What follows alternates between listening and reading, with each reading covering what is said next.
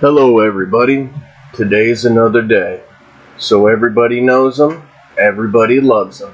Well, maybe not everybody, but Nick Shirley, the great exposer to the Democratic fraud. Most recently, he exposed the fraud in California. And when he did, all the leaders said that they had known about it and they were fighting it valiantly. And what do they tell the people? They have it handled, and we should not worry about it. Don't look here, don't investigate, let us handle it. This has become the normal response from the Democrats. Just like they said in Minnesota. They have been working on it, and they will take care of it. Now, let's see what the actual response to the fraud being exposed is on their part. One would think the proper response would be freezing everything until they could figure out if there was fraud going on or not. But instead, they decided to make a law to stop all reporting. Today, we're going to look into what that law actually says. But first, let's hear the response from Nick. All right, check this out. This is a bit crazy. California Democrats advance Stop Nick Shirley Act to criminalize investigative journalism. So after I expose widespread fraud all across America, and quite frankly, states like Minnesota and California are just the worst at it, letting fraud take place, especially inside of immigrant communities. For instance, the Somalians in Minnesota and then the Armenians in California. And so now they're trying to silence anybody who exposes fraud inside of California. For instance, if this bill is passed, the Quality Learning Center that was in Minnesota would be protected from being exposed. That is absolutely crazy. And the crazy thing about this is the person who's proposing this bill, her name is Mia Bonta. Her husband is the Attorney General of California. And so let's say you expose fraud. This is what could happen to you inside the state of California. You could get a misdemeanor, a $10,000 fine, imprisonment, and your content forced to be deleted. That is absolutely crazy. It is time for people to either stand up or we face mass oppression from those that rule us. Let's see what the exact language in this bill is. Assembly Bill number 2624. Now, in the Democrats' written language of the bill, it says that the program for designated immigrant support services, providers, employees, or volunteers as defined, who faces threats of violence or harassment from the public because of their affiliation with the designated immigration support service facility. This bill would additionally prohibit a person, business, or association from soliciting, selling, or trading on the internet the personal information or image of a designated immigration support service provider, employee, or volunteer. Intent described above. The bill would also prohibit a person from posting on the internet, as described above, the personal information or image of a designated immigration support service provider, employee, or volunteer, or other individuals residing at the same home address. The bill would define various terms for these purposes. It almost seems like they don't want you to see things like this. Do you have the paperwork to enroll a little boy by the name of Joey? Yes, we'd like to enroll little Joey into daycare. And if they don't want you seeing that, they definitely don't want you to see this. Questions about... What's your full names? Oh, we just want They hospice. told you the Garden of Angels in this building. It's right here. To check in my grandma. Go look for it, bro. You see That's any what we're Garden of doing. Angels? That's what we're doing. I'm And you're getting telling mad you. at us. No, no, We you're can't going to find hold it. the door. We can't find it. I can't find it. So Are all Where's the... my grandma gonna go, man? They're taking in millions of dollars. I can't find the place. You know? well, what can I say? Adam? What can I Okay, do? well, thank you, sir. Have a good day. So here in this parking lot, you do have some nice cars. You got a Tesla, a nice Mercedes, you got another Tesla, a nice Lexus, another Tesla, a really nice Mercedes right here as well, another Tesla, Audi. Really nice cars. Mercedes-Benz, a lot of Teslas. A lot of really nice cars for Hospice. hospice. Must be very lucrative because a lot of these businesses, these doors right here have nothing on them. All the blinds are churned out. In places like Miracle up there, they have received $1.3 million yet there's absolutely nothing inside. This is what you call welfare maxing. And Rise, you come out, you're welcomed by two nice BMWs, one right here, and inside of there, you have a whole plethora of Mercedes, Teslas, BMWs, you name it. But apparently, there's nothing fishy going on according to them. Now, there is Republicans trying to fight back on this. There's Carl DeMeo. He's from San Diego, California, and serving as a Republican member of the California State Assembly. Let's see what he says about this. California Democrats are trying to intimidate citizen watchdog journalists and protect waste and fraud happening in far left-wing NGOs. AB 2624 can only be described as the Stop Nick Shirley Act, a bill designed to silence citizen journalists exposing fraud and abuse of the taxpayer dollars. Instead of fixing the fraud problems being uncovered, Sacramento politicians are trying to shut down the people exposing them. AB 2624 would allow activists and taxpayer-funded organizations to demand the removal of video evidence if it captures misconduct in plain view and threatens journalists with massive financial penalties. This is not about public safety, it's about protecting powerful interests. If this bill becomes law, the message is clear to every journalist in California. Expose corruption and you will be punished. AB 2624 is an unconstitutional direct attack on transparency and the First Amendment. It needs to be defeated. And he's definitely not wrong. It does violate the Constitution. So, who's attacking the Constitution? Republicans or Democrats? Do you believe this constitutes as a constitutional crisis? If you're anything like me, you thought to yourself, where the hell's Carl been the whole time? And he's been here. Let me show you. So I was very gratified to be on the Budget Committee. But after only 2 hearings on the Budget Committee, and at both hearings I exposed a lot of waste, fraud, and abuse, the Democrats decided enough is enough and removed me from the committee at 5 o'clock on Friday night. They can remove me from the committee, but they are not going to deter me from looking at every element of the state budget and exposing waste, fraud, and abuse. 2 weeks ago, we had our first hearing, and at that hearing, Governor Gavin Newsom was claiming that the state had a modest surplus. But we examined the books and found that the state has a multi-billion-dollar deficit, and it's only going to get worse. Gavin Newsom was lying to the legislature, lying to the public, using Enron-style accounting to hide his budget shortfalls.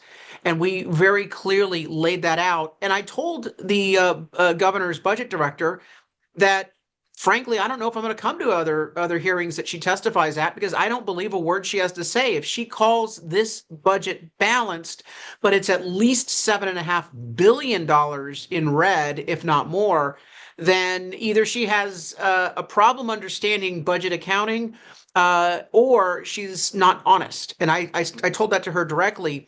The other thing I did at that hearing is my outside investigators, because we do have outside investigators that are combing through the financials, they said it looks like they're spending a lot more on illegal immigrant health care than they're letting on.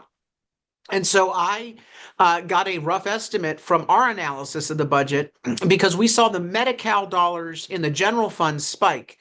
So I asked a very simple question: how much money are we spending on illegal immigrant health care in the budget this year?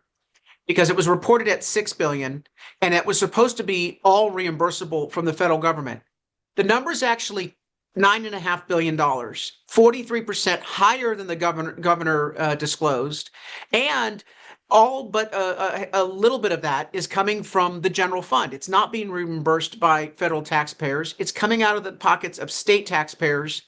1 out of 4 California Medi-Cal dollars or Medicaid dollars goes to an illegal immigrant. That's what we were able to prove at this budget hearing through our laser-like questioning of the governor's budget director. They were embarrassed. It made national news. People were appalled across the state of California. So much money going to illegal immigrants, just for healthcare, by the way. There's other welfare programs and taxpayer-funded handouts in the budget that we're also calculating. Then last week, we had a series of government agencies come before our subcommittee to present their budget. We grilled each of those agencies, but one agency has a program called the COVID-19 Workplace Outreach Program. And I said, wait a minute. In 2025, we are actually still spending $25 million in taxpayer money on a COVID-19 workplace education program. Isn't that so 2020? This is completely unnecessary. Well, it gets worse. Not only is it an unnecessary program, but apparently this program is a money laundering conduit. We polled the grantees and contractors of this $25 million program to find 73 left-wing organizations are getting money, and many of them are just political groups, like Ring Democracy.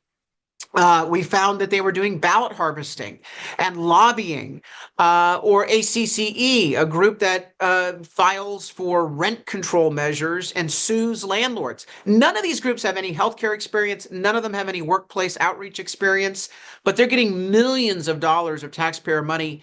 And it's clear what's happening here. The Democrat politicians are using this program as a money laundering scheme. There's no better way to describe it. And if they don't like it described that way, well, then they can refute what we presented. But we actually looked at the websites, the 990 IRS filings of each of the 73 organizations. It's clear they do not have healthcare or workplace experience. So we exposed this money laundering to political groups on the far left in the state budget last week. And on the basis of those two hearings, what we did, the questions that we asked, we were removed from the committee because apparently we make the Democrat politicians in charge of the legislature too uncomfortable, and Governor Gavin Newsom apparently is pretty upset and furious. And we've heard that from Democrats. We were actually told after my first budget hearing that I needed to be, quote, careful. My staff director was told that I had to be careful. And I basically said, we're doubling down. We're not going to back down. We're going to continue to do our mission, which is to shine a light on the budget, expose to the public what's going on with their money, and ask questions that will get us a balanced budget without tax increases or service cuts to citizens in important services that we value. This statement from him wasn't from yesterday. It was from a year and 14 days ago, to be exact. Now, I'm sure you're curious to see what the Attorney General has to say about this. Attorney Bunda, Jorge Macias with La Opinion. Could you please explain how big is this problem and how complicated it is for local and state authorities or for you to discover this massive fraud?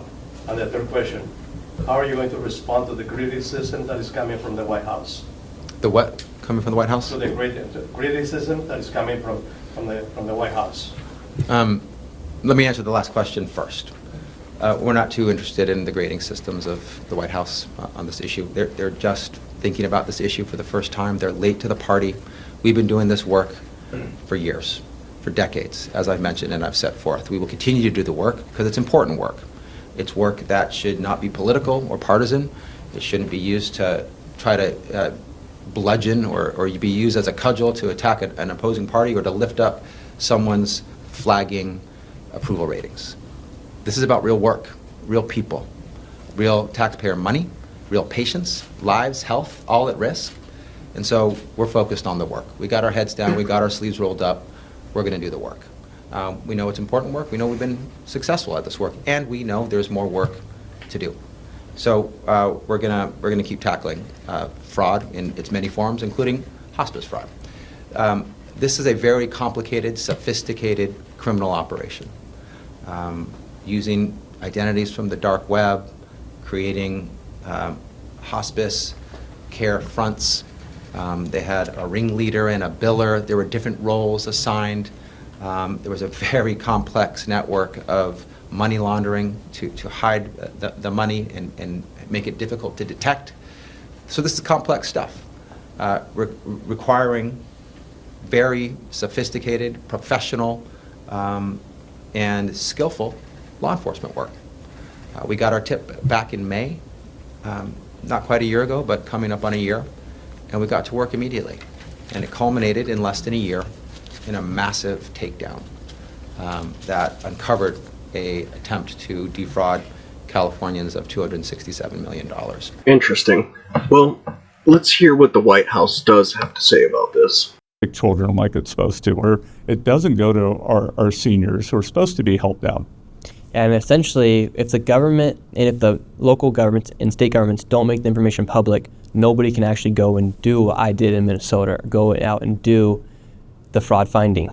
So what does it say about these local governments, state governments, when they don't want to make that information public? Well, it says that there's likely a daisy chain there, that where that there's political patronage, there are political cover-ups, that there's some reason, because everyone, that you swear an oath to your office, whether it's to your city, to your state, to your country, to do the best you can. And if you're enabling this, you're breaking your vow to the people.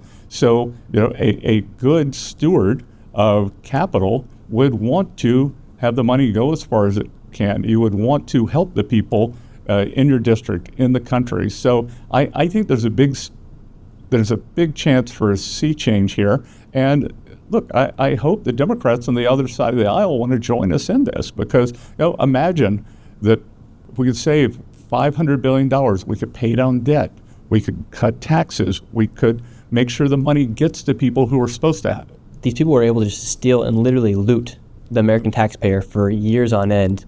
And there wasn't really a program to make sure that nobody was actually giving money to fraudsters. So now the Do Not Pay program that you guys have set up, how will that help eliminate the fraud? And like, for instance, was HHS talking with the Treasury when they would see a flaw? Or never before. And the other vulnerability that we saw was TSA, which everyone sees at the airport, which is part of Homeland Security, that if you showed up, you're not supposed to, well, you can, but if you had more than $10,000, you're supposed to declare it. People were actually declaring it at Minneapolis-St. Paul Airport, but the declaration forms just went into a filing cabinet. So now we are mapping those against people who are receiving benefits, and watch this space. But I think we're going to have some very, they were trying to take the money out of the country, disappears, overseas, perhaps goes into terrorist networks. But watch this space. We're going to have some big announcements on what we found going through and just matching up data. The data was always there. It was just getting the departments and the systems to talk to each other.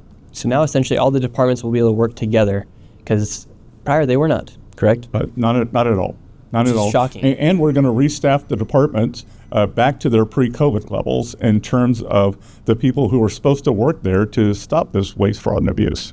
And so with all this fraud, how much money do you think each year the government is giving to fraudsters, or was giving? Well, we think it could be $250 to $500 billion, so roughly 10% of the total federal budget.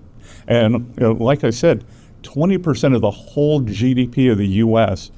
Goes through Washington. So if you take 20%, then 10% of 20%, 2% of our GDP was being lost to these fraudsters. And again, it's a complete loss of trust between our citizens. And at the end of the day, as we approach the 250th, I think we should kind of reaffirm everyone wants to be a good citizen. They want to help their communities. They want to help their states. They want to be proud of the U.S., but we can't be proud of this. Mm-hmm. I think something super important you talked about, now you guys are going after the places where these people are buying cars, and you're going after the banks you announced the other day. What will that look like? What does that do when you guys actually go after the banks for this fraud?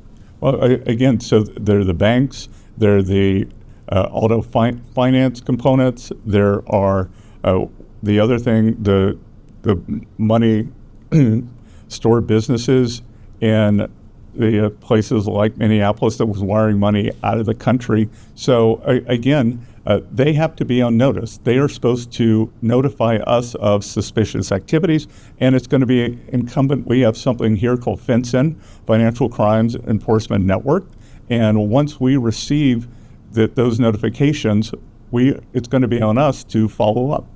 So the fraudsters shouldn't be driving around in luxury anymore. Well, they shouldn't be driving around in luxury, and the people who are supposed to get the benefits shouldn't be going without. And if somebody does have a tip, if they do want to be a whistleblower and get a percentage of whatever that is, What's the simplest way for someone to do that? Go to treasury.gov. Top of our website is an icon in the corner. Click on that, and it will take you right to the site where you can report anything. If you see something, say something. It's as simple as that. Seeing something, say something. You don't need to make a viral video to help your community. Nope. You can actually just submit a tip to you guys. Exactly. How many tips have you guys gotten so far? We've gotten more than 700. So 700 fraudsters are on the watch now. They should know we're coming for them. And again, citizen journalists, the good citizens who want to do the right thing and get a reward. When can we expect to see some of these people get arrested and prosecuted? As I said, watch this space. I think we're going to have some big announcements very soon. Last question. How come in Minnesota, somebody who commits fraud only is getting, for instance, they're involved in Feeding Our Future, they got 1 year of prison time. Do you guys have any say-so over that, or is that the state government? That's U.S. Attorney. But what we are going to do is we can use IRS criminal investigations, so they can put together cases. U.S. Attorney's Office can do it, but a lot of these sentencing guidelines have been very lax. So it's like I said, the best thing we can do is to keep the money from going out, and the best thing we can do is put fear into these fraudsters that you will be caught. You will be caught, and that it's going to stop. Now, who is the author of AB 2624? Who is Mia Bonta? Let's take a look at her campaign commercials and see what she campaigned on. What did she work on before she decided to take on hiding fraud? Of power so that one day people like us could make change on the inside. I've dedicated my life to fighting for progressive change. From anti-poverty activist to education nonprofit leader, I'll keep leading on investing in public schools, bold climate action, and criminal justice reform. I've done the work and I am in the fight. Mia Bonta for Assembly. Very interesting. We keep on hearing the same thing from people. They've done the work. When she was elected, let's see what type of work she was doing. Talk about this. Hello, how are you today? Great. How are you? Very good. This is such an incredible time. Go ahead. Yes. So tell me a little bit about your initial thoughts when you heard about this. I mean, it's been percolating for a while there in Florida, and now with this action with the legislature, we are at this moment. Well, as a school board member, we spend all of our days thinking about what's the best for children. And the reality is that parents don't need a choice to teach their children how to share in kindergarten. Parents don't need a choice to be able to teach their children how to say please and thank you. They should not have a choice to teach them how to be inclusive and teach the word gay and about gender identity and how to make sure to acknowledge who they are as human beings. Children as young as 5 years old know who they are and know what their gender identity is and what their sexual orientation is. And we in our public school system should not stand in the way of that. So her number one concern was taking rights away from parents. She thinks that she gets to decide sexuality with your children. She believes that she gets to teach your kids how to share and help them decide if they're gay. Now, let's see what else Mia's working on. She's also the author of AB 2600, Immigration, Access to Legal Counsel. God forbid you're an immigrant and you get caught practicing fraud in the United States of America. You're definitely going to need very expensive legal representation. Bill 2600. This bill would, subject to the availability of funding, similarly provide legal counsel to every covered individual subject to certain immigration proceedings if that individual is not otherwise being provided counsel as specified. The bill would define a covered individual to include an individual who is not represented by counsel and who satisfies the indigency requirements established by the administrator and one or more of certain specified criteria relating to the connection of them or immigration case to the state California. Now, I won't bore you to death, but in my opinion, it sounds like they're going to give them legal counsel no matter what. to keep them in the United States of America, even if they have committed a crime. Now I'm curious, are the Democrats ever going to do anything for the American people anymore? Or are they just going to work for immigrants? As Americans, when are we going to demand a stop to this? When is enough enough?